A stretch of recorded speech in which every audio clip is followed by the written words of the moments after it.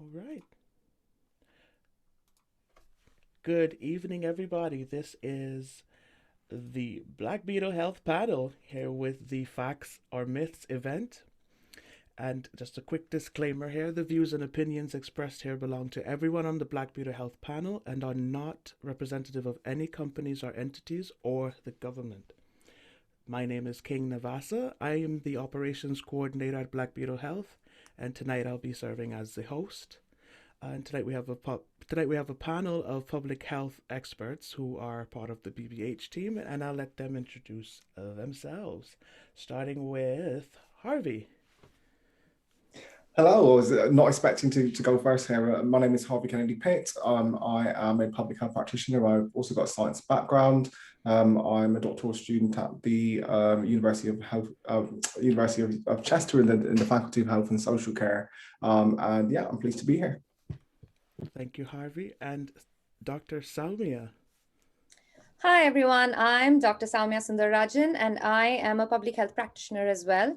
And I have a background in dentistry, and I am currently a PhD student at the University of Maastricht in Netherlands.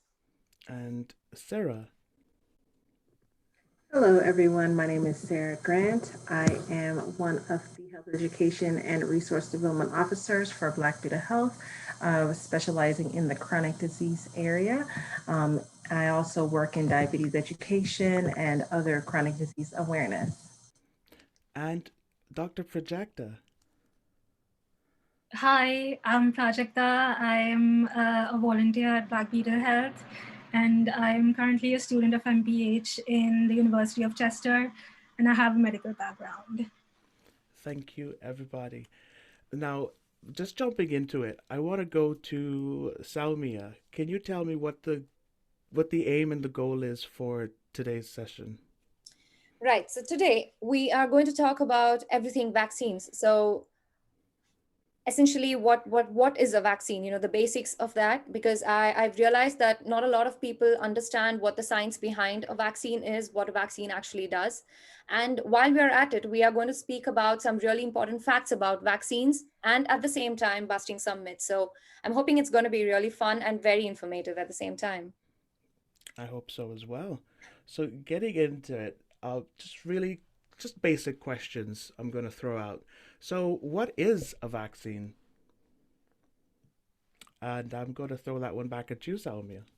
Yeah, so essentially vaccines or vaccination, it is a very simple, safe, and a very effective way of protecting people against harmful diseases.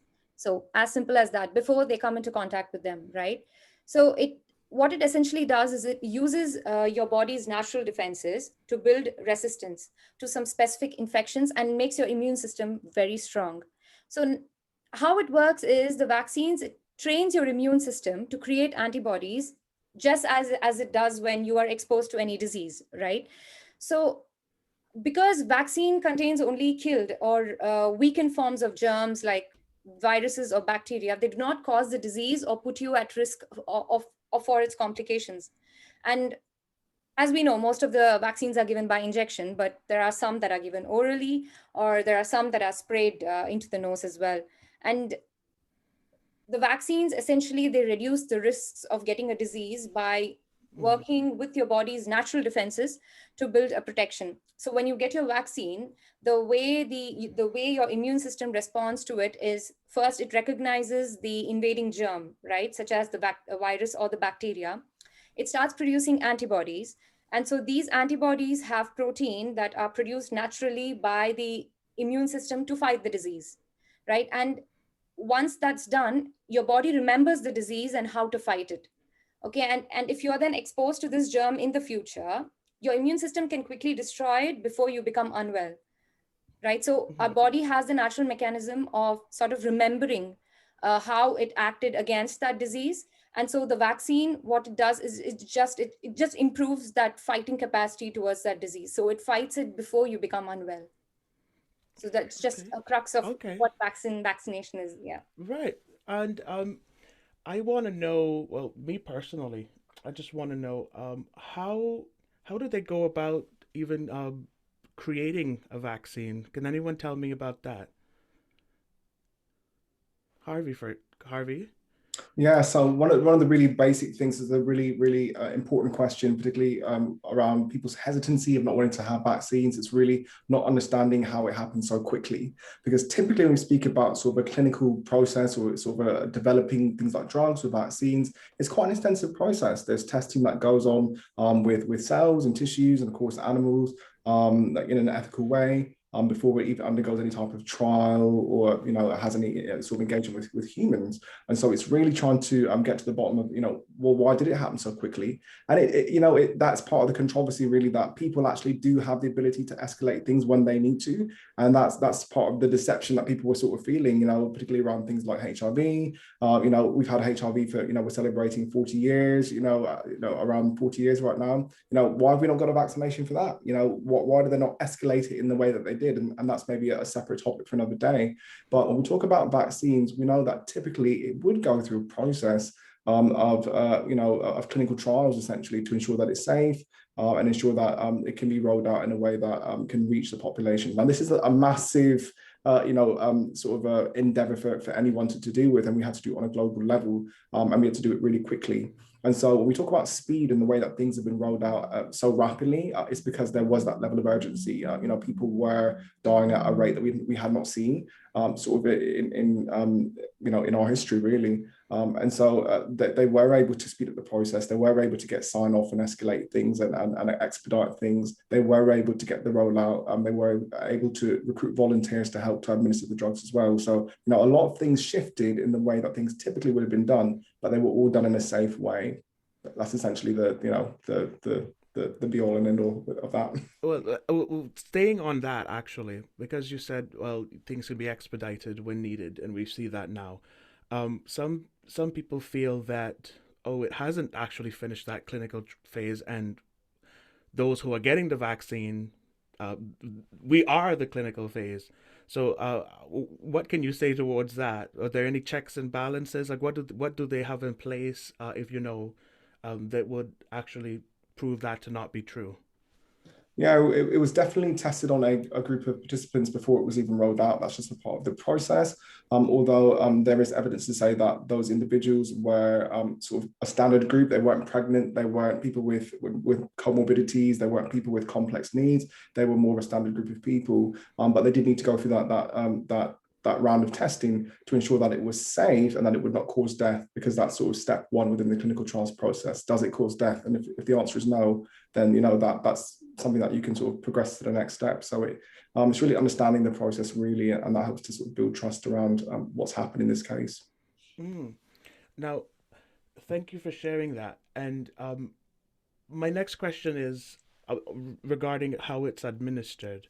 So, Salma, you mentioned that, of course, it can be injected and orally. But I want to actually pass this question to Dr. Prajakta. Could you talk a bit more about vaccine administration?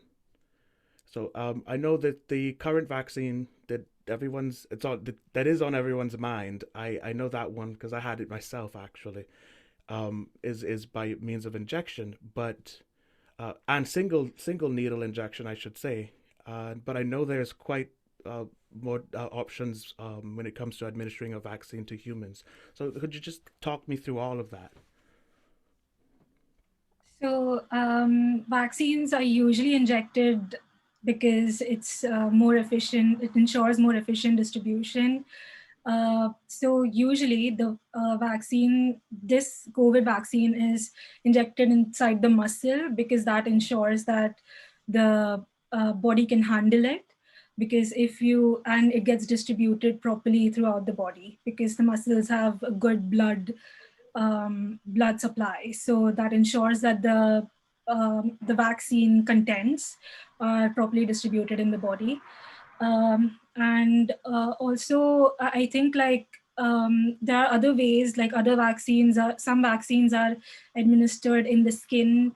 Some vaccines are administered orally, the polio vaccine, and some vaccines are intranasally. So there are a lot of different ways, but usually I think the best way to administer vaccine, the preferred way, is through the muscle. It's called intramuscular injection. because that is better when it comes to, it also reduces the side effects of the vaccine because muscles are better suited to, take the brunt of the Mhm. vaccine as they say. So my question is, why the arm? Why not any other muscle? Is because I tend to always see it happening there by the shoulder. What is there any specific reasoning for that? So there are actually two options. Usually there are two options. One is the arm and one is the buttock area. Mhm. But usually it's the arm because it's more accessible and there's less requirement for privacy, because if it is like the buttock area, it's usually like you need like a separate room, and it's more, like it's uncomfortable for people sometimes. Mhm. And when it's a mass vaccination event, it's better to just have it in the arm. However, in certain cases, if the patient, or sorry, if the person isn't, like if the site is not accessible, or if there is some other problem, the muscle is not well developed, it is given in the buttock area as well. Okay. And my next question then, following that, is around the side effects. So, what sort of side effects can you expect from a vaccine? From taking a vaccine?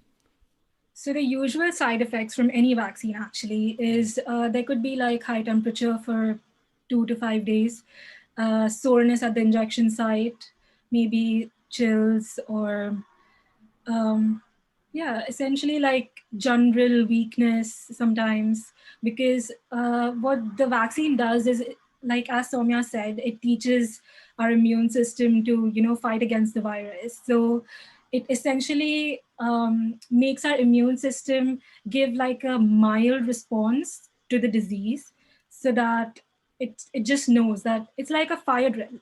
Like, you just go and you just know what the procedure is. So essentially, it's like just showing the immune system that, oh, you need to do this. So that's why you get a response. So that is like fever, general weakness, and fatigue. Sometimes headaches are very common.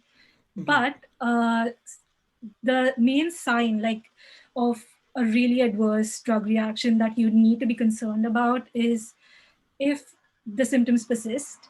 For example, there has been some issues with, there have been some rare cases of the blood clots. So if like, so it usually occurs after like 4 days to 4 weeks. So it like persists for a long time. If there are some sudden development of symptoms, for example, like you suddenly get a really bad headache, and like it doesn't resolve through over-the-counter medications, or if there is something like if you develop bruising, so that could be like this. I'm talking about the COVID vaccine, like some of the Mhm. very rare side effects. So if there is something like that is really sudden, or if there's like a sudden abnormality in your body, like you really don't feel good, then it is obviously beneficial to just like call the doctor and get yourself checked. Okay. So while in saying that, you mentioned a few sort of time frames. So just to go over it again, when getting a vaccine, how long should you expect to experience any side effects? You said 1 to how many days? I think it should be like 2 to 5 days. Mm. Sometimes it can persist for a week, like in some cases, but if it persists for more than that, then I think you need to get medical attention. Okay. And you also said if you have an immediate reaction as well. So is that meaning within hours of getting the vaccine? Oh yeah, an immediate reaction is usually like allergic reaction. There have been some cases where people do not really know that they are allergic to certain things, and Hmm. components in vaccine can cause like an allergic reaction. So those are more of the life-threatening kind. That is actually one of the reasons why after giving the vaccine, they keep you in observation for at least 15 minutes Hmm. so that they can monitor the side effects. And in case you have an allergy that you did not know about, then they can like find it out. Um, yeah, so usually Hmm. people know if they have an allergy to like certain components, like usually if they've had an allergic reaction to a previous vaccine, especially the flu vaccine if they've taken it, or maybe the previous COVID vaccine. So usually no, and there are protocols set in place that can, fix it. Like they can give you, they always have EpiPens and everything. So there are protocols set in place that can remedy the anaphylaxis. But yeah, if you get a severe allergic reaction, that is usually quite immediate. So, just posing this one follow-up question. What sort of things in the vaccine could cause an allergic reaction? Because I'm aware that I think egg sometimes is a component in some vaccines, so some people would know if they're allergic to egg, for example. Is there any other sort of ingredient that would be like a common allergy So issue? I think there is some sort of preservative. I'm sure. I'm not sure about that, but it's called polyethylene glycol. So Okay. that is the component that people are allergic to usually. And usually the thing is that this is an mRNA vaccine. So if people usually know that they are allergic to it because they might have had an allergic reaction before to some vaccination, but a lot of times these reactions can go undiagnosed. That Okay. is why sometimes they find out that they are allergic to this component when they got the vaccine. So, Oh, yeah. thank you for sharing. And okay, so now we've talked about what vaccines are, how they're made, how they're administered, side effects.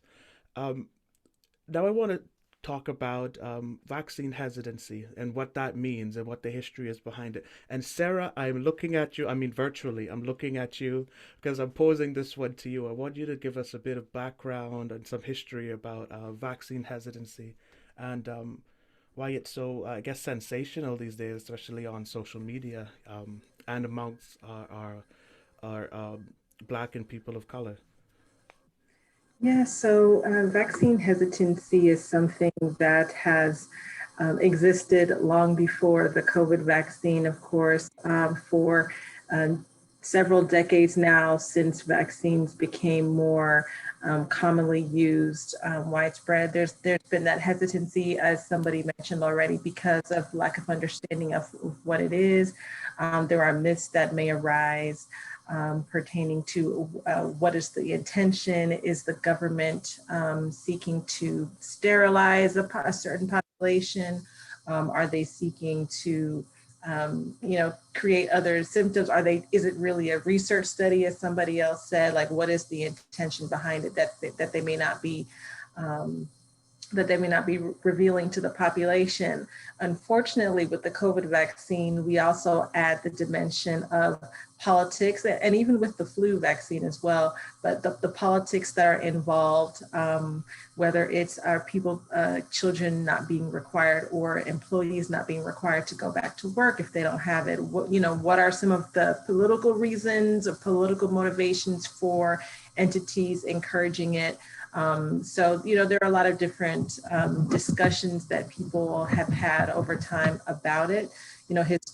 There is a historical basis, there is some validity to the idea that, government entities, or even, unfortunately, even the public health sector has been known to, in the past, perform studies on individuals without their consent, and that is really the main difference that checks and that has led to the checks and balances that we have today. It's not the issue with doing research. Research is essential to science, and that's how we grow and make these advances. But the difference is people must give informed consent for their participation. They must know the scope to which their likeness, their DNA, their blood, and whatnot, their cells are being used. And that's been really important with the COVID vaccine and just with recent usage of vaccination as a whole, to reassure people that while research is an ongoing thing, there are checks and balances, whether it's in the public government sector or even in the nonprofit sector, to make sure that those protocols are in place to protect participants. All right. Okay. I actually want to open that up for a little discussion between the panelists just for a moment there. So, well, Sarah kind of touched on everything, but if there's any point anyone wants to, I guess, add their opinion to as to why, in particular, Black and people of color tend to be more hesitant toward receiving vaccines, especially a new vaccine. And anyone could take it. 10 seconds on the floor.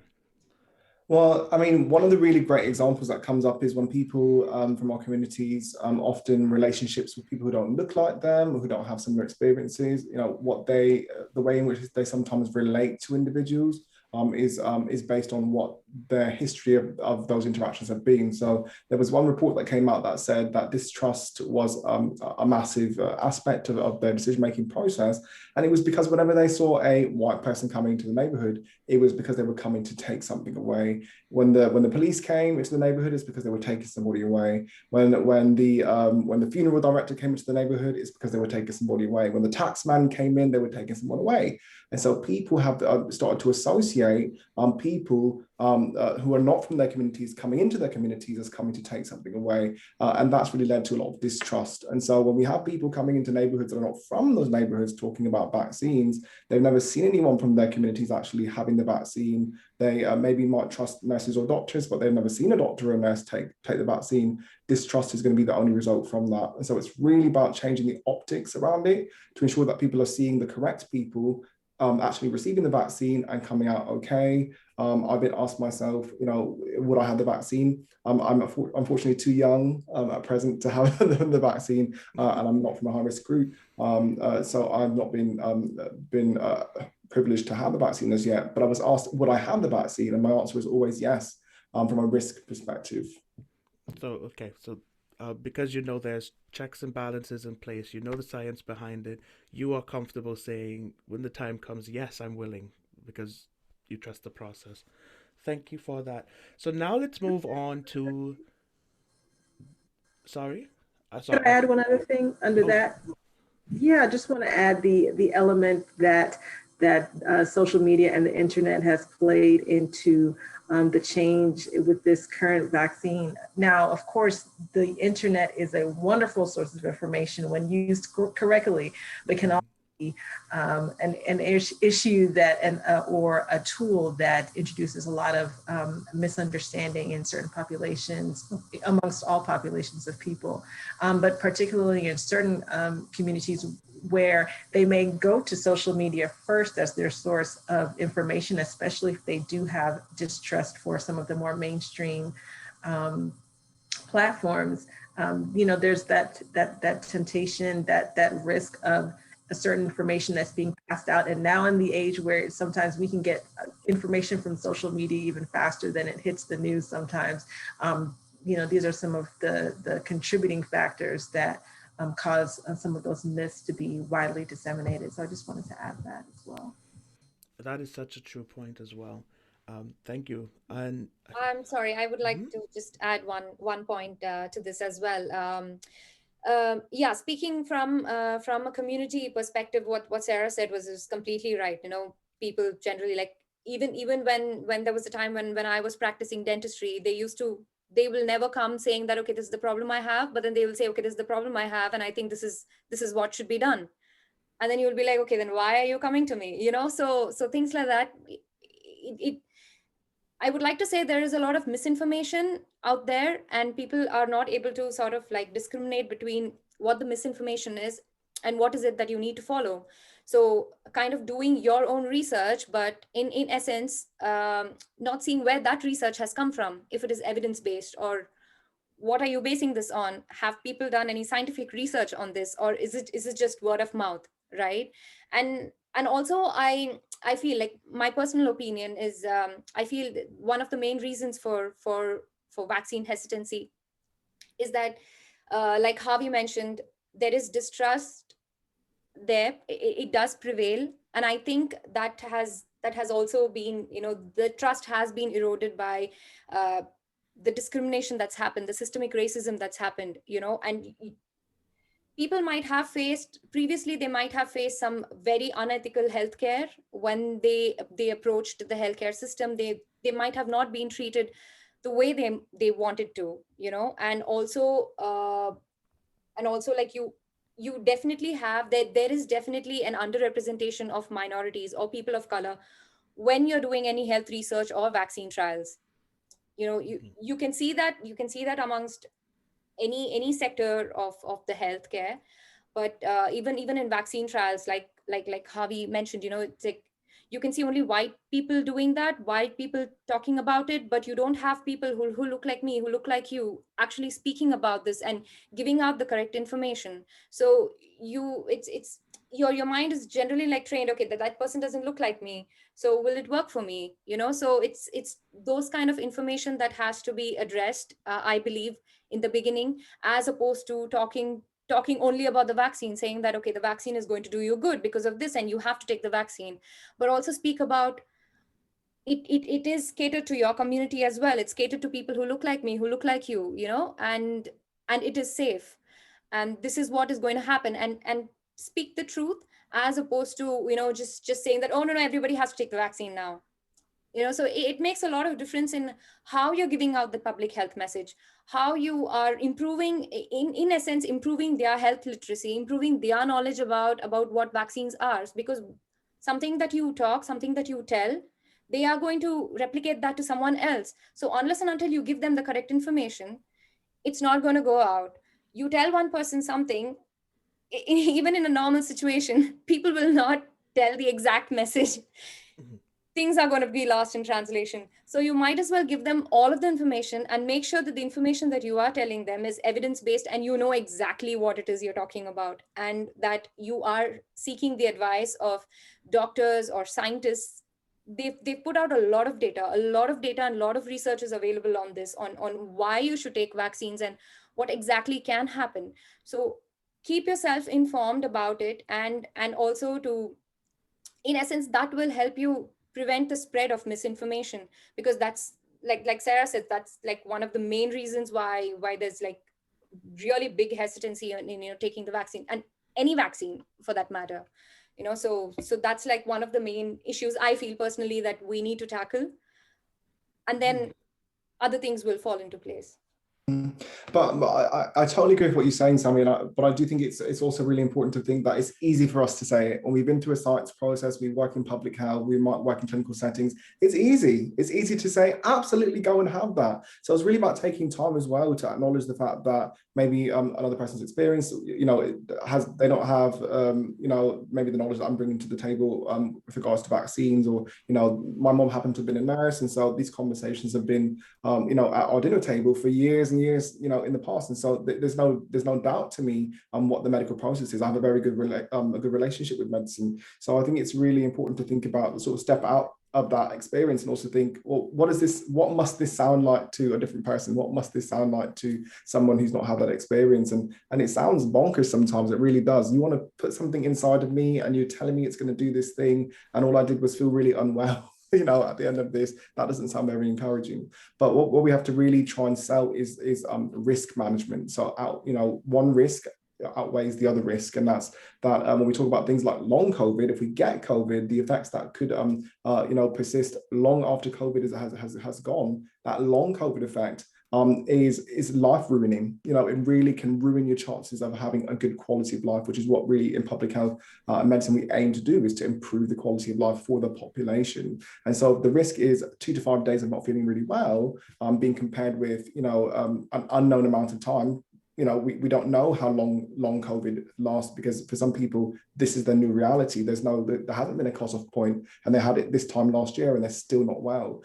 So we're weighing the risks out, and sort of thinking, what's the lesser risk? The vaccine is definitely the lesser of the two risks. Thank you, Harvey. Sarah, you have your hand raised. Yes, I was just going to piggyback off of what was just mentioned. We all on this panel are community members, as well as people who work in public health. So we definitely see the perspective on both sides. And as somebody mentioned before, we've had 5 or 6 months now of trial, right? Because when this first was approved in December and January, and the different manufacturers started producing, we could say, okay, there's going to be different phases. I'm going to be seeing what comes out from as we go through phase 1, phase 2, the high priority groups, and so on and so forth. And then there's been, now that there's been several million people, hundreds of millions of people across the globe who have now been receiving these different vaccines, you know, the data continues to grow. And so even for, you know, some of us who are both community members and practitioners who may, you know, have even had our concerns about the source and the cause for some of the push with the vaccines, you know, we can look at this and say, okay, there's now a much bigger body of evidence behind this as well. And I also want to mention that I have the Moderna vaccine. I've received both doses. And so again, you know, if I only went by what was said around me, there was a lot of concern because I heard anecdotally from different people, the second dose is going to be, you're going to have all these symptoms, go ahead and take a day off work because of it and whatnot. I happen not to experience any symptoms even after having my second dose besides the pain at the injection site. So it's really important, again, we put that in the pool of all of the reports that have come out from the millions of people to help us make that decision and maybe not just go based on that small sample of your peer circle. Excellent, thank you. And Saumya? Yeah, I would just like to add to the point that Sarah said, that as I believe as public health practitioners, we have the insight of both what's happening here, right, in the public health, the practitioner side, as well as the community aspect of it. So as the bridge there, I feel that it is our responsibility to ensure that the community is being provided with all of the evidence, with all of the research, and then they can make an informed decision, right? So that's where, like I was saying, like you give them all of the information that they require, that is important for them to make that decision, right? And that will in turn help to increase their health literacy and essentially improve the health of the community. So everything is like interlinked. So even if you're talking about just one thing alone, it is interlinked to everything. Right, so it's, I think as public health practitioners, again, it is our responsibility to do that. And again, I do understand, like Harvey's point, like we are able to understand the science of it, we're able to understand all of that, but again, it is also our responsibility to explain it to or the community members, to explain it to them that this is going to happen, that's going to happen, but also at the same time be truthful and to prevent the spread of misinformation around any of the health decisions. Thank you. Now, speaking about misinformation, let's get into some myth busting. So there's some common myths about vaccinations, and let's just pick them apart and let's get some facts in there. So the first one I'm going to go with is if I take this vaccine, it's going to alter my DNA. And I'm going to start with you, Saumya. It's open for discussion, but I'm going to start with Saumya. Can a vaccine alter your DNA?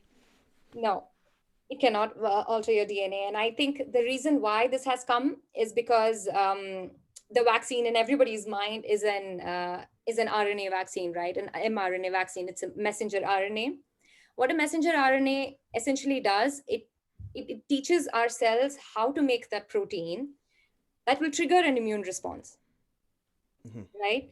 And our DNA is present in the nucleus of the cell, and the mRNA cannot enter into the nucleus of the cell because they're two different programs, so it cannot. Okay. So it'll essentially not alter your DNA. So I know it's a little too scientific, but I think it is important to give a very scientific explanation for this. No, that was good. That was good. So for me though, RNA, is that a protein? Yes. Information so sort of. Yes, exactly. So it just cannot, like, it's like oil and water. Okay. Yeah. So essentially, so it'll just enhance, it'll just like improve, and it'll just teach ourselves how to do that, how to produce those proteins, how to prevent yourself from getting the disease essentially. But it cannot alter the DNA because it has very different programming, it has very different structure. And I think Prajakta can give even more detail about that if you have like extra information to add to this. The floor is yours there. Yeah, I mean, yeah, so like so the thing is that the mRNA is essentially like, you can say like a wanted poster. Like you're just like, oh, this is the perp, and you gotta, like attack this guy. So yeah, that it's not gonna like do anything to your cells or alter your DNA. It's just gonna like tell them that, oh yeah, here it is. So if you see this guy, then just attack him. That's it. I love that. But wait. Before you continue, I love that. So you said the mRNA, so this is what the vaccine consists of. It's a wanted poster. So it's like, okay, hey, here is this is what the COVID fiends look like. and it's presenting that to the cells in your body and saying, watch out for this, and here's how to fight it. I love that. I'm going to start using that to explain things. Thank you. Buck, sorry, continue. What were you saying about the mRNA vaccination? Yeah, so that was my point. Ah. It's not gonna like, so like vaccines usually, like that's the way vaccines usually are developed. Like either it's like a part of the protein of the pathogen, like pathogens are the bacteria, viruses. So it's essentially like that. So they just want to make sure that your cells have like an indication as to what they should expect, like when the actual criminal attacks. It's like that. Now that we're done nerding out, all the scientists are getting excited. Again, it's when we're talking about these different types of things and separating them by body system is really helpful. So thinking, where does your blood run? Where is your muscle located? Where is your stomach? Where is your liver? And really thinking about things quite logically and quite straightforward. And I had a period of time during my professional career when I was actually teaching science and thinking about how we can break things down across biology, chemistry, physics. Thinking about things that we can understand and quantify, we see every single day, really helps people to understand what exactly is going on. And when we're talking about DNA, it's a completely different sort of analogy or a different type of sort of connection to different body system. Really, that's happening. We're talking about blood, we're talking about DNA, it's two different levels, and trying to sort of break that down and put a bit more faith back in science. I think science is not the answer to everything, but it's a great starting point, and it's something that can be replicated. It can be reproduced. When we try things over and over again and we get the same result, there's a certain degree of truth to that information. Love it. Oh, I love it. And we just have a comment coming in saying, I love that analogy. Really accessible. Me too. I love it. I'm literally repeating it in my head right now. All right. So I'm going to move to our next myth. And I hope we're as excited about this one as the first one. Vaccines. If I give it to my child, they're going to get autism. So I'm looking at Sarah to start this one off for me. Can a vaccine give you autism? Yeah, that is a huge controversy, and I definitely understand it, especially, again, that anecdotal, I've experienced peers in my circle who have had children develop autism, and, people again ask that question, is it related to vaccines that the child received? Now, again, there is a history of some medications given in past decades that have resulted in birth defects or things like that. So again, there is a threat of validity to some individuals' concerns pertaining to giving their child or even giving a pregnant woman a particular medication or vaccine. So understandable. However, vaccines have not been clearly shown, and as Harvey just mentioned, that reproducible thing, vaccines have not been consistently shown to be associated with risk of autism. It's something that, just like with some of the side effects that were mentioned before, a child received vaccines, a child developed autism, people are looking for all kinds of associations to make that determination as to what caused it. But as of right now, there's no clear cause for for autism, whether it's environmental or other things. So no. Now, I will also mention that previously, most vaccines were available in a multi-dose vial or source, meaning they had to have a preservative in order to keep them from getting contaminated over time. And most vaccines now are available in a single dose syringe or vial, not requiring a preservative. So if there is, again, because I'm a community member, so I'm realistic with people. I'm like, if the concern is a concern about the mercury in the vaccine causing one of the storage ingredients causing autism, then go for a single dose vial. At least you can say that, if there was, then maybe that would be one thing that you could avoid in that. And many vaccines now are available in a single dose, preservative-free formulation. Unfortunately, the COVID vaccine right now it's so new, it's still in a multi-dose vial, but it does not contain mercury either. So just wanted to point that out. Thank you. Just a quick question adding to that. So, do you have the option of asking your doctor, for example, if there is that single dose option available, so you can go for that when you're talking about vaccinations, immunizations? Is that something you're familiar with? Yes, in general, vaccines in general, and the other panelists can definitely chime in as well. But in general, you can ask for that. But again, it depends on accessibility. It depends on what's available. Sometimes there may be a price difference. Again, not referring to the COVID vaccine, but just in general, the price difference in whatever that particular GP or clinic has in stock. So it may be conversation, but it's worthwhile asking about for vaccines in general. Oh, thank you. And does anyone else have any more to add to that? Yeah, no, just on the fact that asking for more information. I mean, like, one thing that I have noticed, like, I've just been in the UK like for 2 years now, but when I've gotten like my flu vaccine twice now. But I also know that every time like I go, the pharmacist administered my both my flu vaccination, right? And like, in spite of them seeing my sheet, that okay, fine, so she is a doctor, they do give you the information about the vaccine, saying that okay, fine, so this is what I'm going to administer.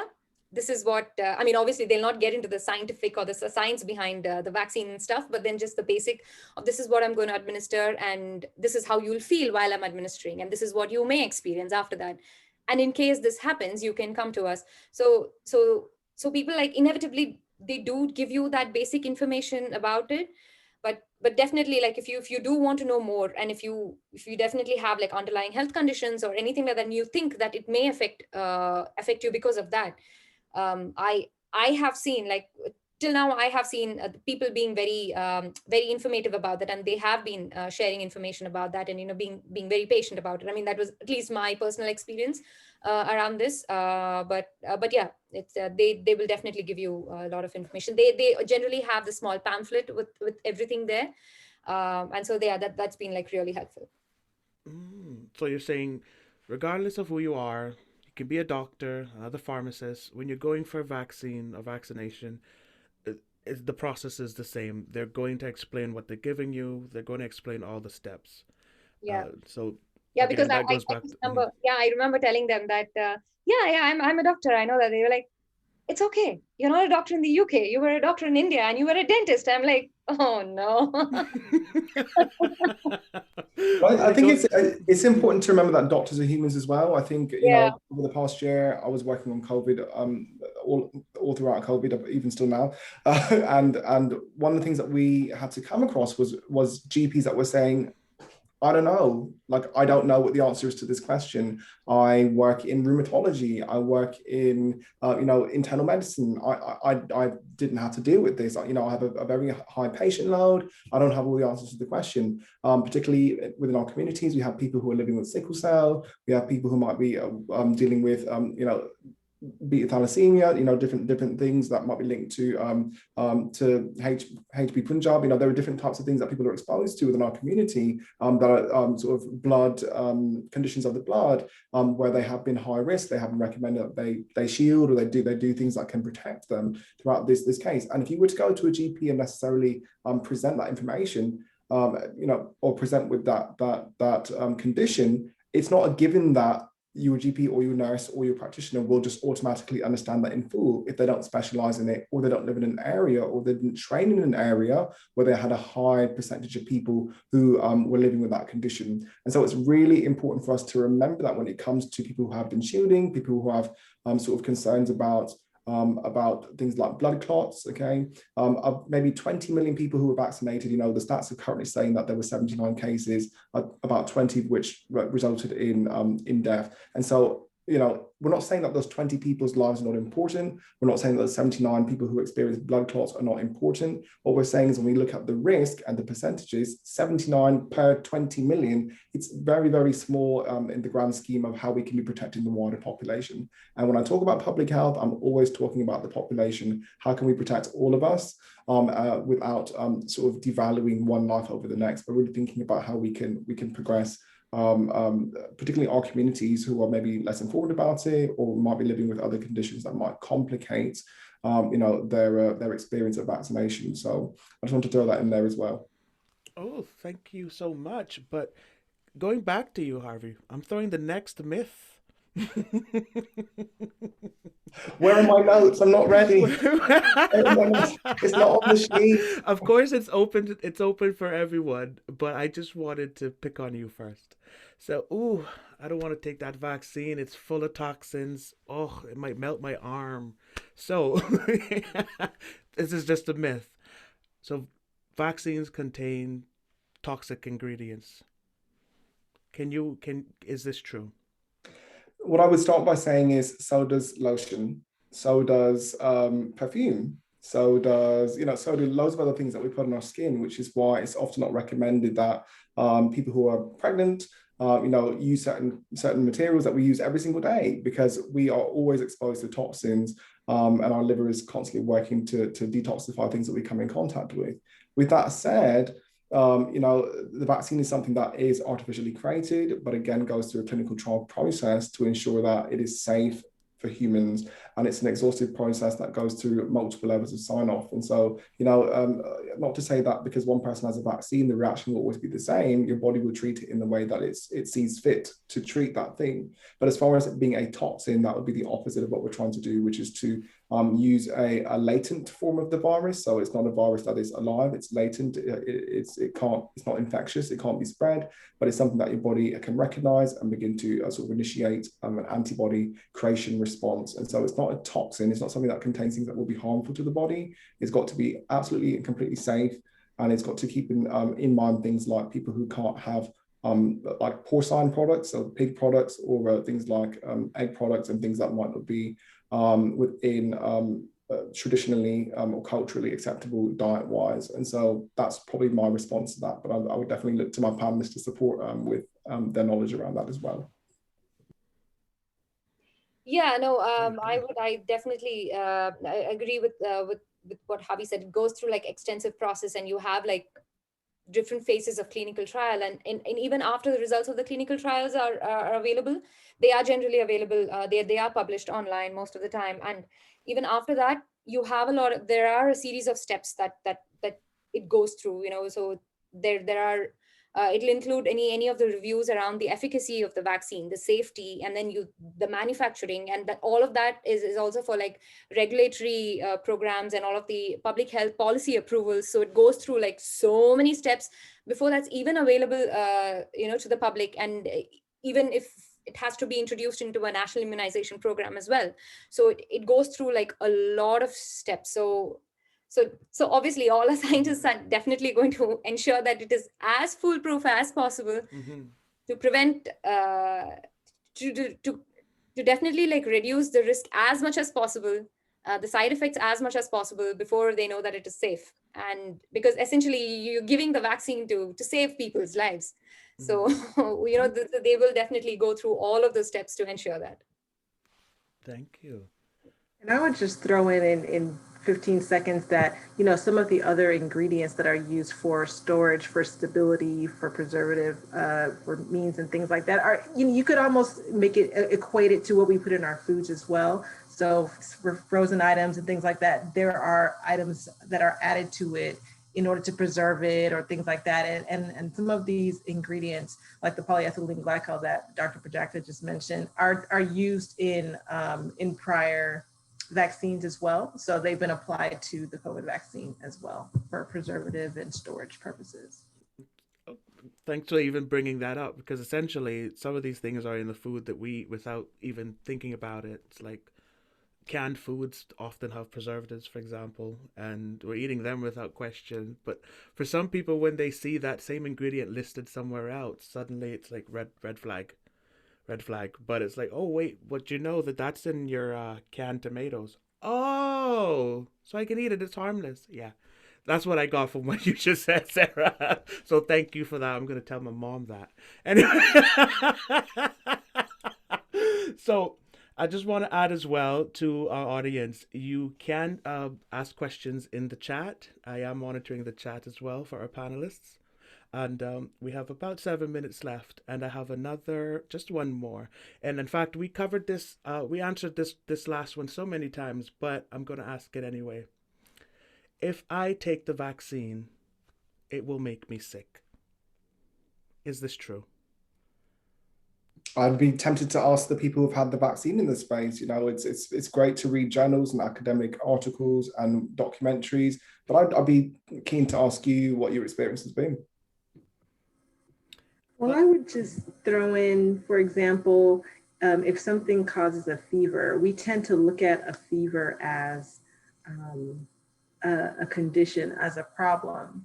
But in essence, sometimes we have to think about it a little bit differently, that our body produces a fever or increased temperature because it's responding to something. And it's a good thing that shows that our body is working the way that it should. Now, obviously, if we're having 102 degree temperatures for 3 days, you know, that's a medical emergency, you know, that warrants follow-up and things like that. But if we're having a mild, a low-grade fever, or pain at injection site, or some of those other things, that shows that our body, that the cells are doing what needs to happen in order to make that defense. So for most people, I'm not talking about anaphylaxis and whatnot, but for most people, it should be considered a good thing.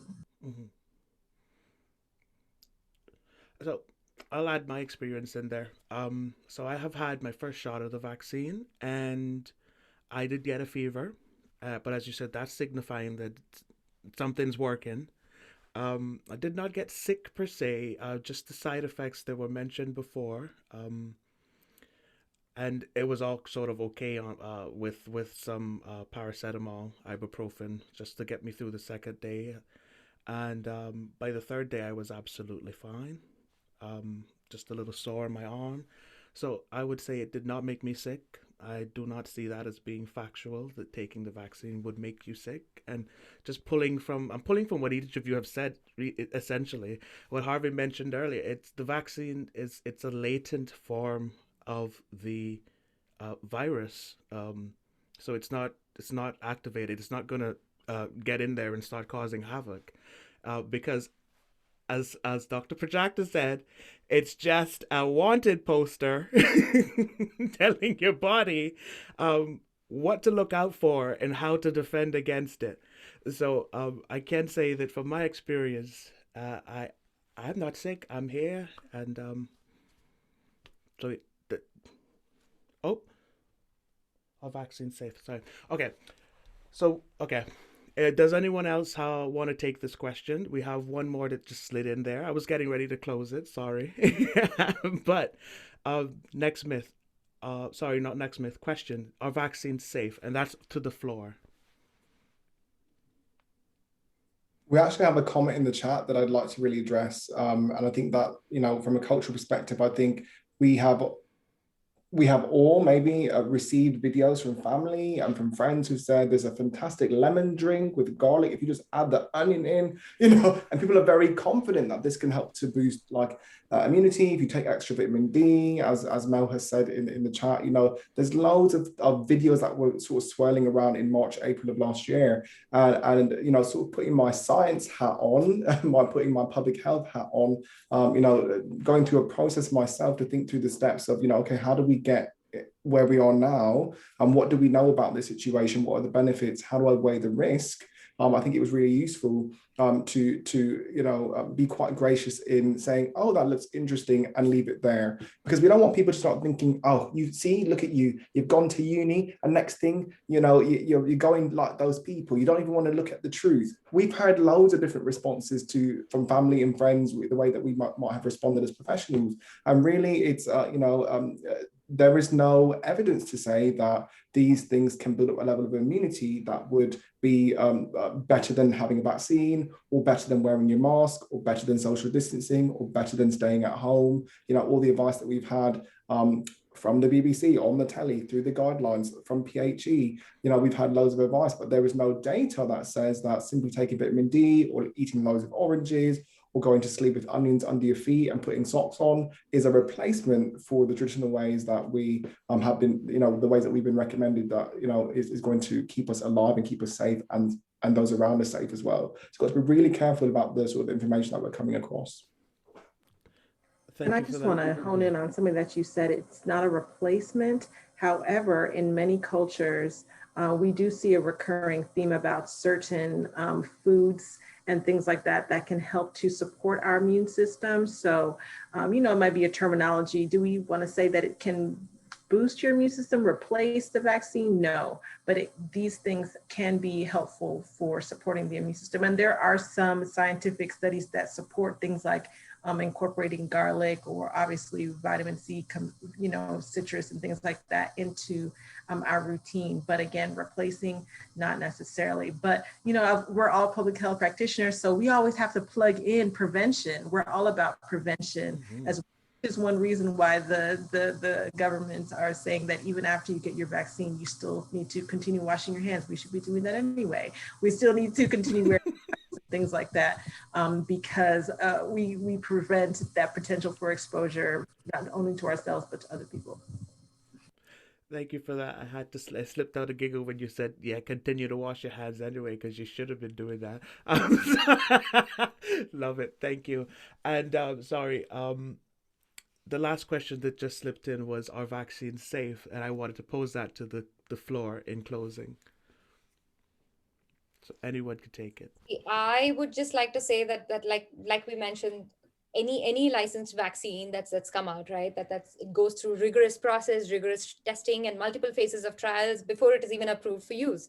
And also definitely, like even after a vaccine is released, the scientists, they don't stop monitoring information or just monitoring the data, and several sources that particular vaccine that they thought was good is actually causing health risks. So they are definitely monitoring all of that data. And also, I remember while I was doing my undergrad, when I was doing my dentistry, I remember our professor said that you are more likely to be seriously injured by a vaccine preventable disease than by a vaccine. So see, for example, like tetanus, it can cause extreme pain. It can cause muscle spasms, you have a locked jaw, or it can even cause like blood clots and all of that. You have measles that can cause like encephalitis. That's the infection of the brain. So that can also cause blindness sometimes, and all of these are all vaccine preventable diseases, and sometimes they can also lead to death, right?